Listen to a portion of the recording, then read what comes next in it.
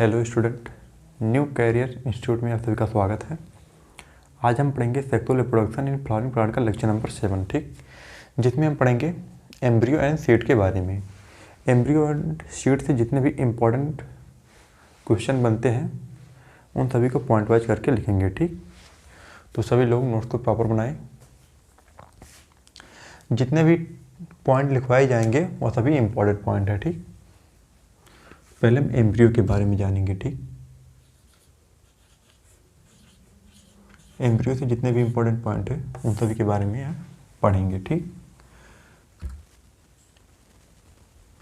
तो इसमें पहला पॉइंट लिखेंगे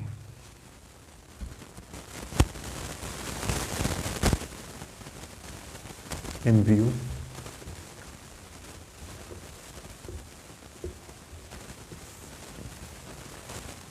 embryogeny are similar embryogeny are similar in both monocotyledon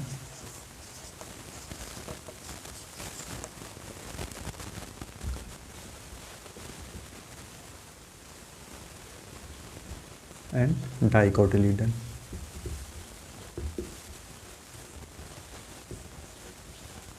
ठीक, embryogeny are similar in both monocotyledon and dicotyledon.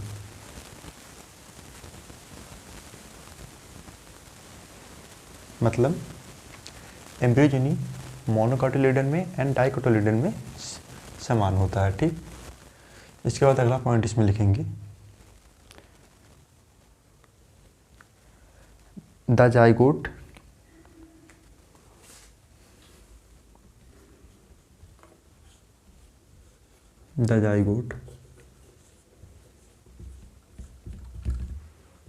give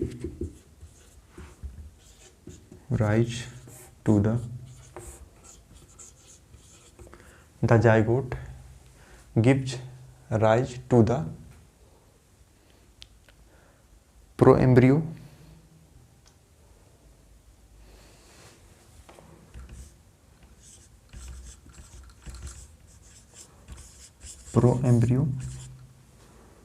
the zygote give rise to the proembryo and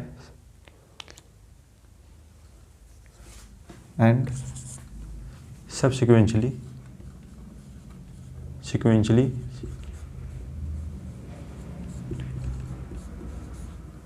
the zygote give rise to the proembryo and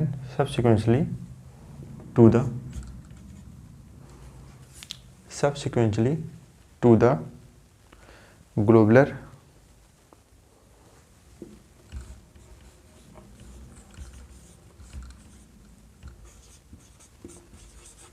heart shape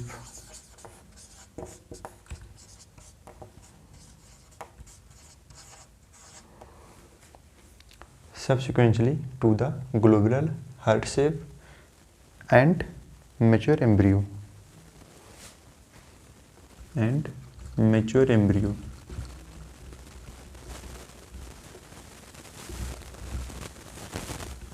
ठीक।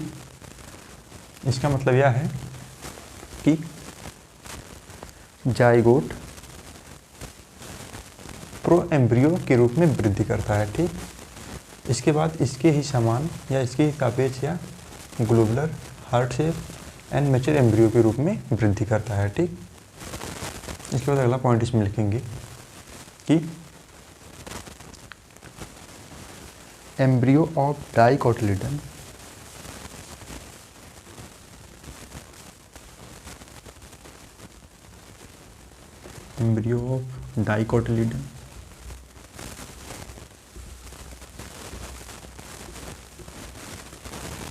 consist embryo of dicotyledon consist embryonal axis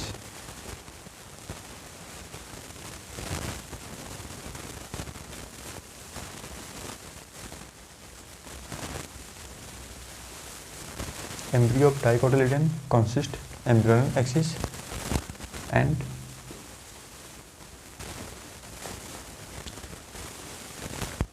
embryo of dicotyledon consist embryonal axis and cotyledon.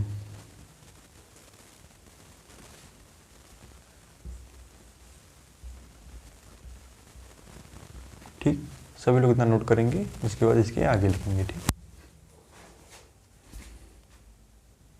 सभी लोग इतना note कर लिए होंगे। सभी point को फिर से रिपीट करेंगे। Embryogeny are similar in both monocotyledon and dicotyledon, मतलब एम्ब्रियोजेनी मोनोकॉटिलिडन एंड डाइकोटिलिडन में समान होता है। ठीक, दूसरा पॉइंट है the zygote give rise to the proembryo and subsequently to the globular heart shape and mature embryo, मतलब zygote जो होता है वो प्रो एम्ब्रियो के रूप में वृद्धि करता है और इसके सापेक्ष या globular heart shape and mature embryo के रूप में वृद्धि करता है। Embryo of dicotyledon consist embryonal axis and cotyledon. ठीक,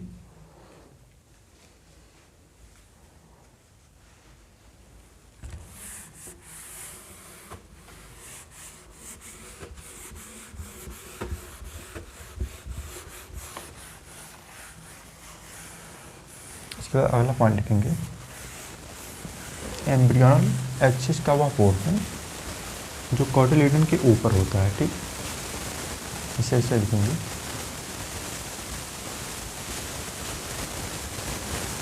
above the level of cotyledon,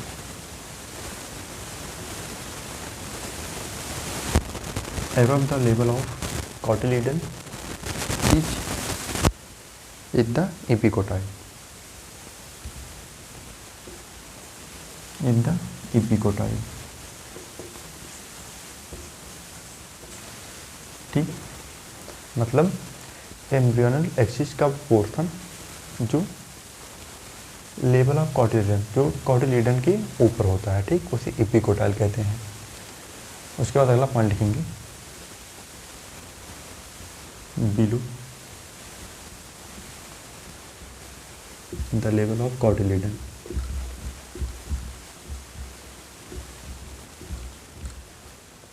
in the hypocotyl.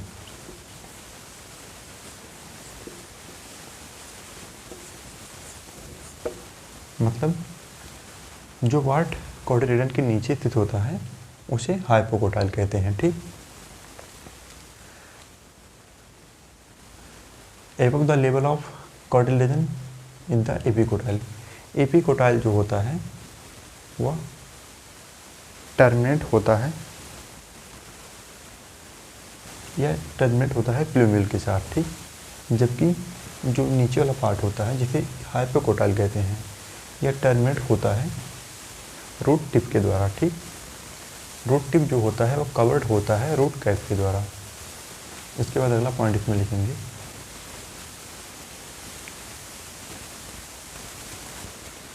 Embryo of मोनोकॉटिलिडन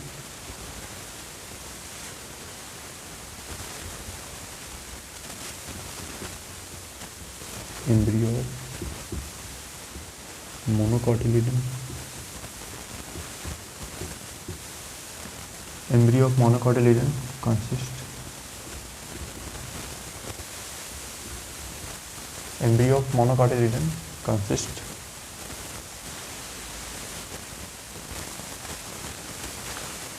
ये इस प्रकार लिख सकते हैं embryo of monocotyledon possess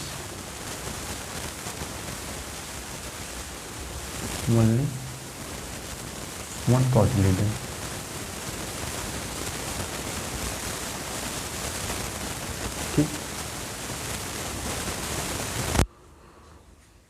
इसके बाद इसमें अगला पॉइंट लिखेंगे in the grass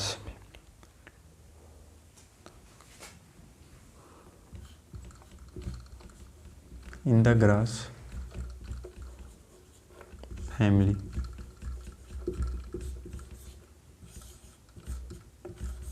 cotyledon, in the grass family cotyledon is called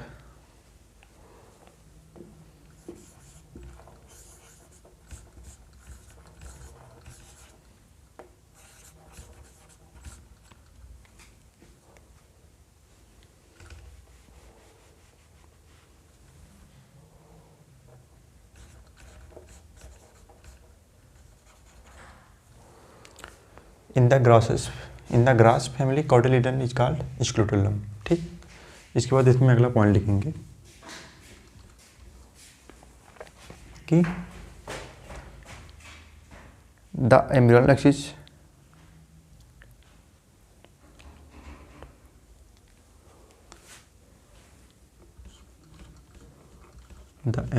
axis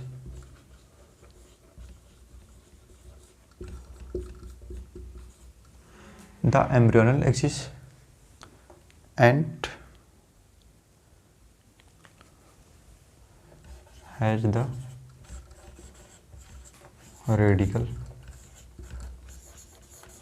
and the embryonal axis has the radical and root cap called coleorhiza. ठीक,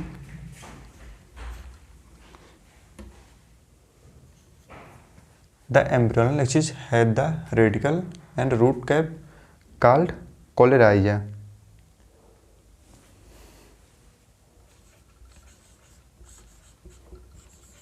ठीक, सभी लोग इतना नोट करेंगे, इसके बाद इसके आगे पढ़ेंगे। ठीक, सभी लोग इतना नोट कर लिए होंगे।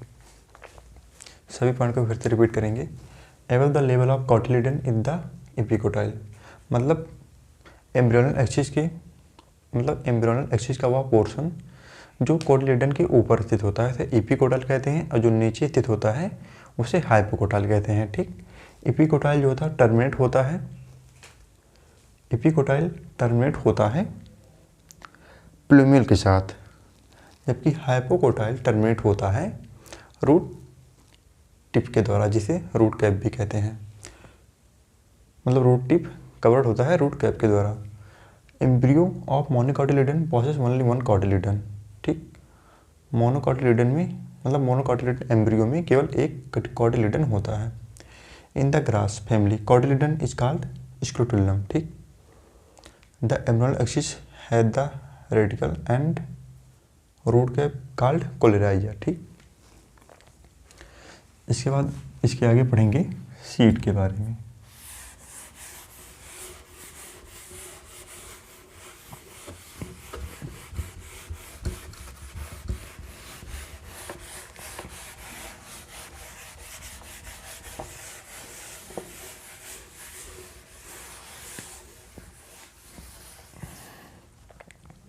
हेडिंग डालेंगे सीड।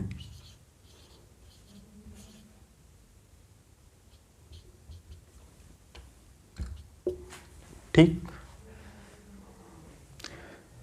इसमें पहला पॉइंट लिखेंगे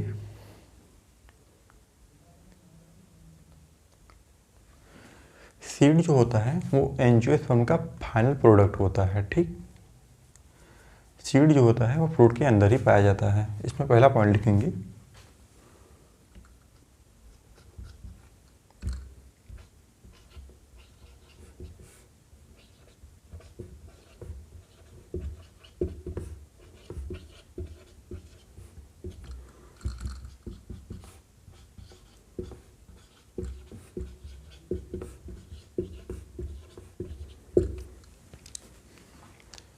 एक होता है नॉन एल्ब्यूमिनस, दूसरा होता है एल्ब्यूमिनस।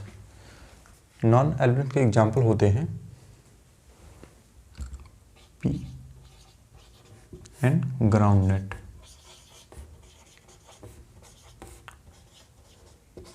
ठीक, जबकि एल्ब्यूमिनस का एग्जाम्पल होता है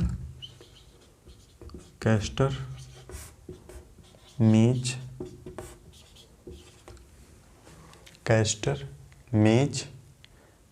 एंड व्हीट।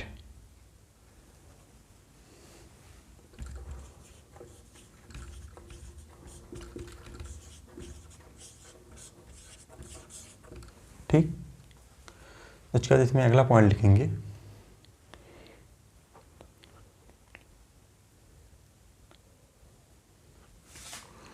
इसे क्वेश्चन के फॉर्मेट में लिखेंगे।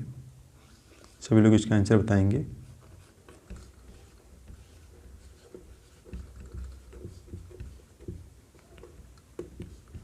persistent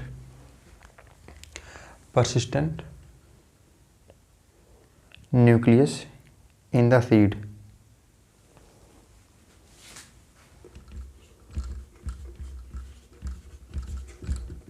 In the seed is known as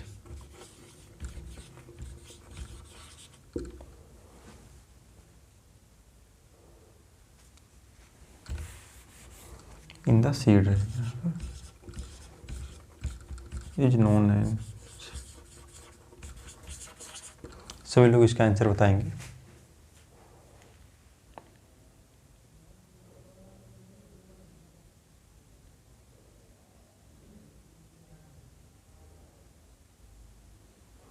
इसका आंसर होगा पेरिस्पर्म।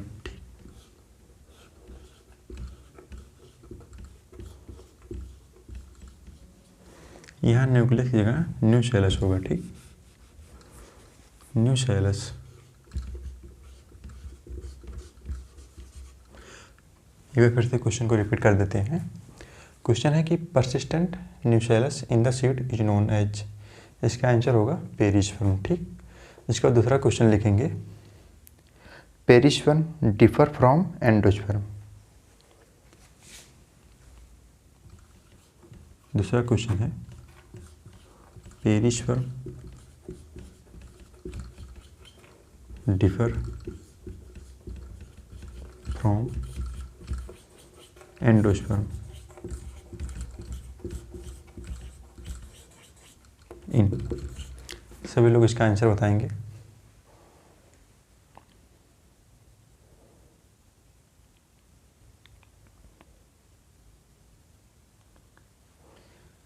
इसका आंसर होगा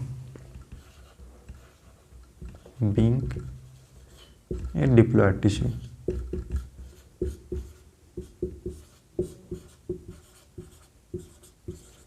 ठीक, इसके बाद तीसरा क्वेश्चन लिखेंगे, nucellus are also persistent.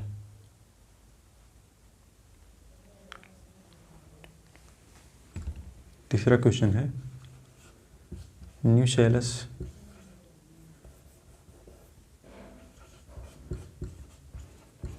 Are also persistent। persistence। सभी लोग इसका आंसर बताएंगे।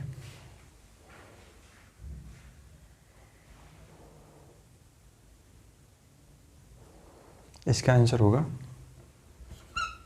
ब्लैक पेपर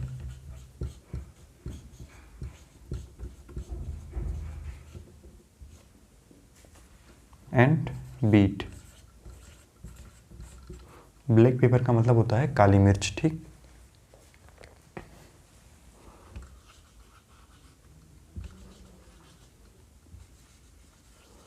एक बार सभी पॉइंट को फिर से रिपीट कर देते हैं। सीड में हम पहले पढ़ते हैं नॉन एल्ब्यूमिनस एंड एल्ब्यूमिनस के बारे में। ठीक, नॉन एल्ब्यूमिनस का एग्जांपल होता है pea and groundnut and albuminous का एग्जांपल होता है क्रिस्टल मेज व्हीट ब्रेडली। ठीक, इसके बाद क्वेश्चन पहला है, persistent nucellus in the seed is known as. इसका आंसर होगा पेरिस्पर्म। दूसरा क्वेश्चन है, perisperm differ from endosperm in. इसका आंसर होगा बीइंग ए डिप्लॉयड टिश्यू।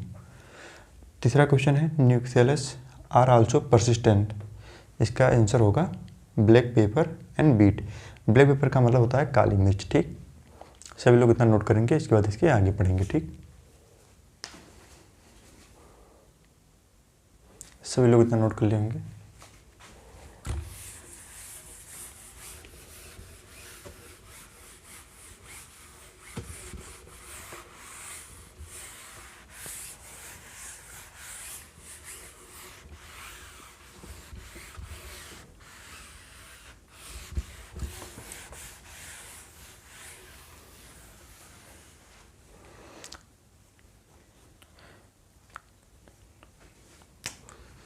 इसके बाद अगला पॉइंट लिखेंगे, the embryo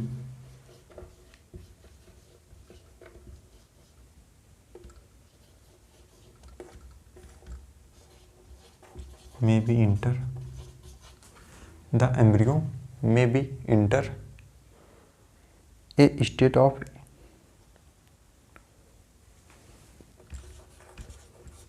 A state of inactivity, a state of inactivity called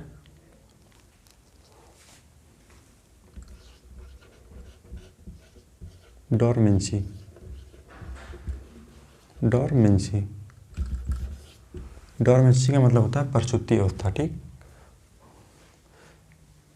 the embryo may be enter a state of inactivity called dormancy. इसके बाद अगला point इसमें लिखेंगे,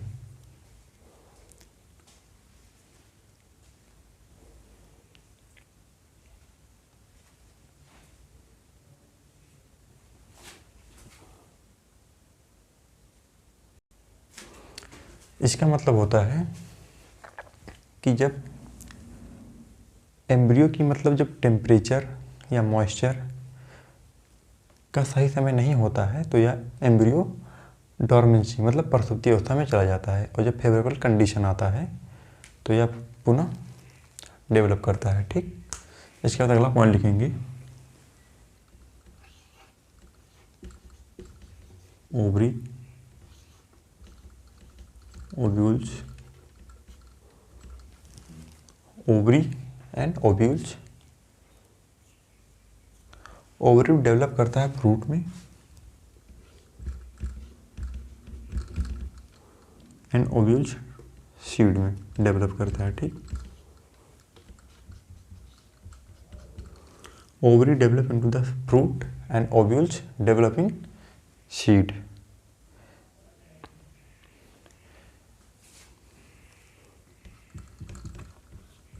Fruit may be fleshy in, may be dry। Fruit में भी fleshy इन, इसका example होगा गावा, गावा, orange, mango.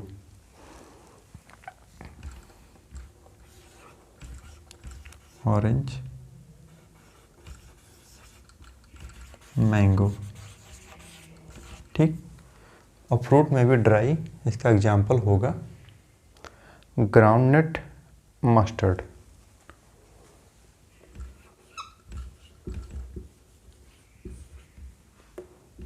Groundnut and mustard,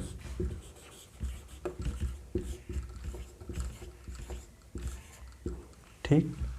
इसके बाद इसमें अगला पॉइंट लिखेंगे,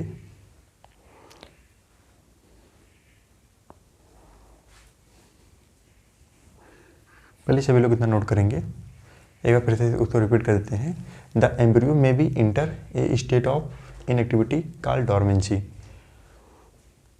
ओवरी डेवलप करता है फ्रूट में एंड ओव्यूल डेवलप होता है सीड में।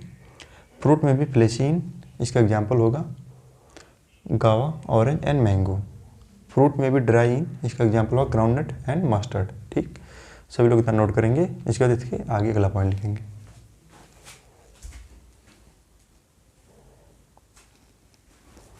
सभी लोग इतना नोट कर लिए होंगे।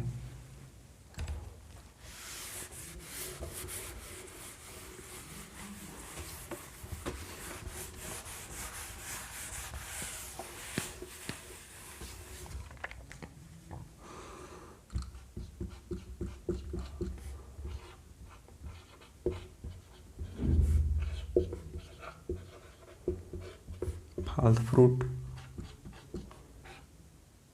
ट्रू फ्रूट, इन सभी के एग्जाम्पल बहुत इंपॉर्टेंट है, सभी लोग इनके एग्जाम्पल ध्यान रखेंगे, ठीक। पार्थिनोकार्पिक, फाल्स फ्रूट का एग्जाम्पल होता है एप्पल एंड स्ट्रॉबेरी, ठीक। फाल्स फ्रूट का एग्जाम्पल होता है एप्पल एंड स्ट्रॉबेरी।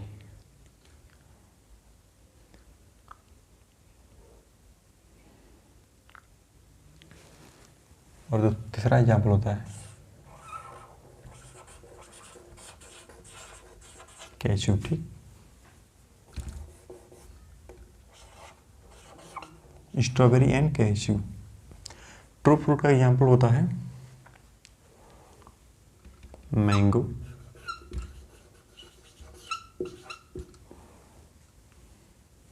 ऑरेंज, नहीं तो यहाँ लिख लीजिए वाटरमेलन।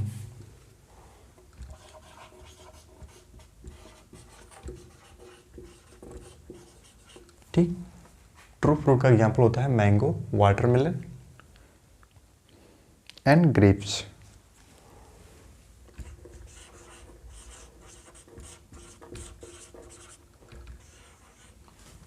इसके और एग्जाम्पल होते हैं, जैसे एक होता है मैंगो, दूसरा वाटरमेलन, तीसरा ग्रेप्स एंड चौथा होता है कीवी एंड पांचवा होता है ऑरेंज। ठीक, तो इतना ही लिखेंगे 3। उसके बाद पार्थिनोकार्पी का एग्जाम्पल होता है बनाना।